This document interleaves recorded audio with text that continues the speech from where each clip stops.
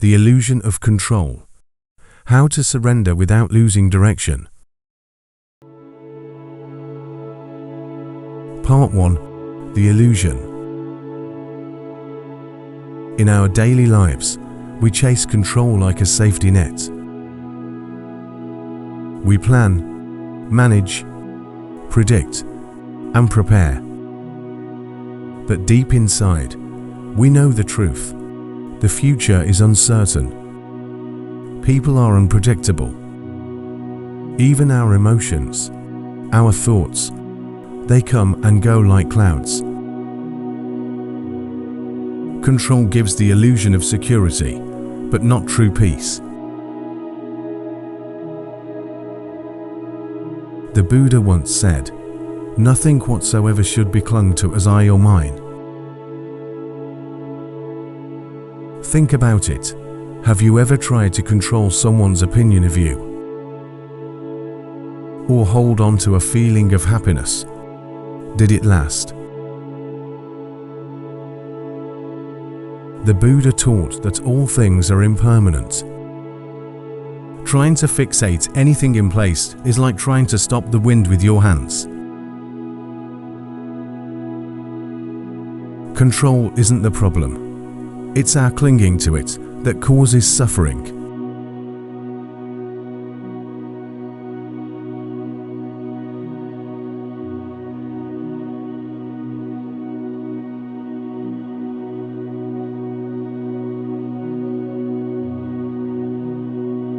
Part 2.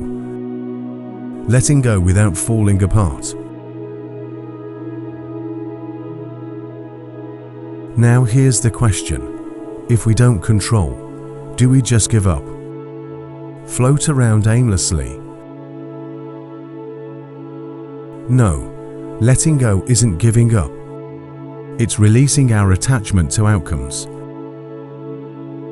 You can still move with purpose, still have values, still show up fully, but with soft hands, not clenched fists.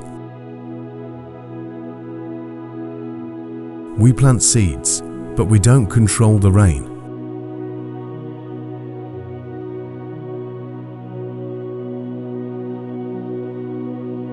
There's a story from the Buddha. A man builds a raft to cross a river. Once across, he keeps carrying the raft on his back. The Buddha asks, "Is the raft still useful now?" No, the wise person leaves it behind.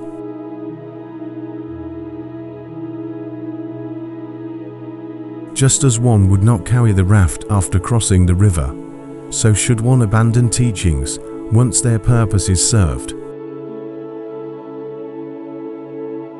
Likewise, control may help us survive at times. But when it becomes a burden, we must learn to lay it down.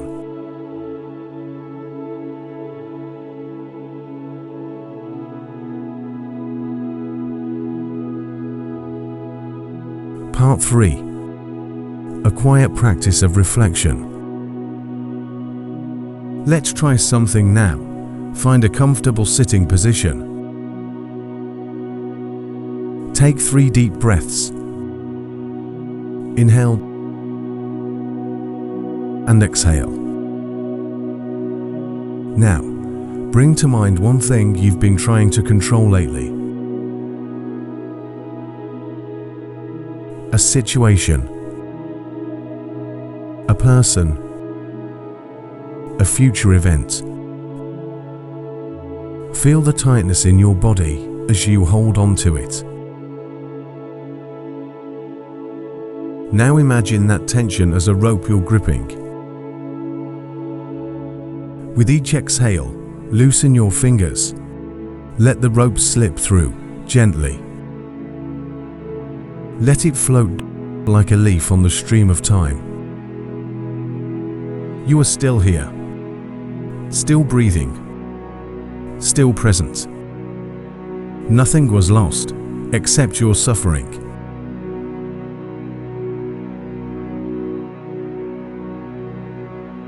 Part 4. Closing reflections. We don't suffer because life is uncertain. We suffer because we resist that uncertainty. As the Buddha said, with mindfulness, strive on. Not strive in worrying, not strive in control, but strive in awareness. The lotus doesn't force itself open. It unfolds when it's time. So may you walk with open hands. Let life unfold. Let love be spacious. Let the moment breathe on its own. And if these words brought some stillness to your day, consider offering that stillness to someone else.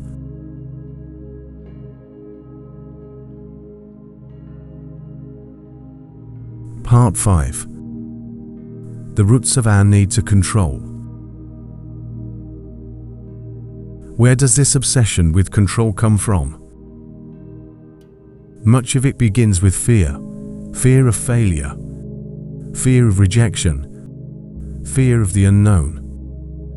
But underneath that fear is something deeper, a fragile sense of self. We think, if I can control everything around me, I'll finally feel safe. I'll finally be enough.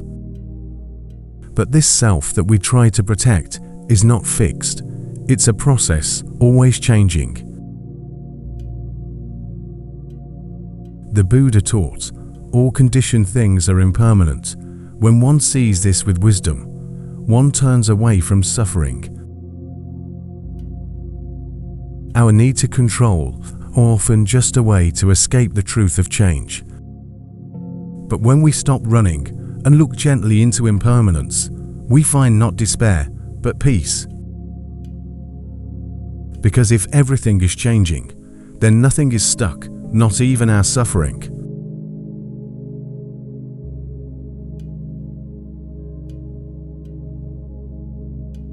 Part 6.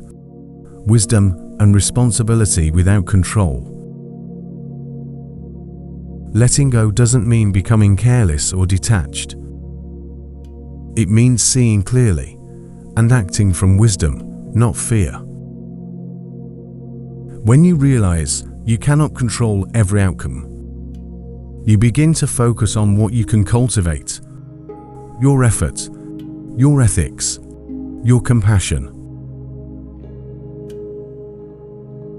You begin to trust in causes and conditions and act with sincerity without demanding a fixed result.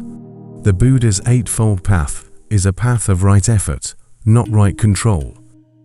It teaches us to walk with awareness, not force. So you can show up fully in your relationships, in your work, in your practice, but without needing to control how others respond. This is the ground of true freedom. Part 7. A life without clinging. Imagine a life where you meet every moment with open hands, where you let go not just of outcomes, but of identity, of expectations, of past stories. This doesn't mean being passive. It means living from the heart, responding freshly to life, without dragging the past into every step. Just as a snake sheds its skin, we must shed our past again and again, the Buddha reminds us. In this way, surrender becomes creative. It allows you to live without the weight of needing to know, to listen more than you speak, to accept more than you resist. Each breath is a letting go. Each step is a choice to walk in peace.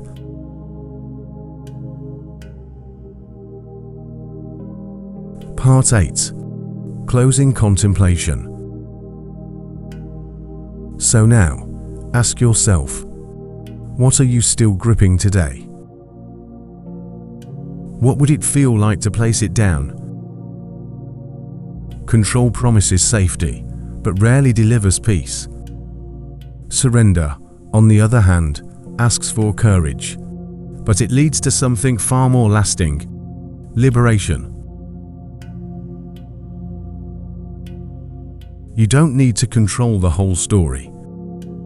You only need to return to this breath, this moment, this choice.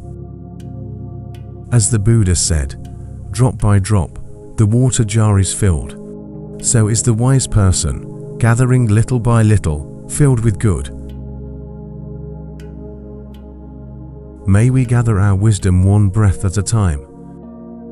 May we release what we cannot hold. And may we trust the unfolding with clear eyes and a soft heart.